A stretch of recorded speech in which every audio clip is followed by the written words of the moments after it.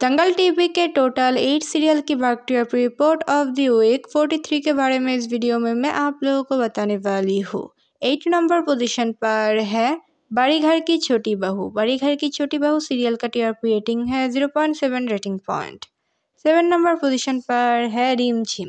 रिमझिम सीरियल का TRP rating है 0.7 रेटिंग पॉइंट। 6 नंबर पोजीशन पर है कहानी पहले प्यार की। कहानी पहले प्यार की सीरियल का टीआरपी रेटिंग है 0.7 रेटिंग पॉइंट। 5 नंबर पोजीशन पर है पारोसंग देव। पारोसंग देव का टीआरपी रेटिंग है 0.7 रेटिंग पॉइंट।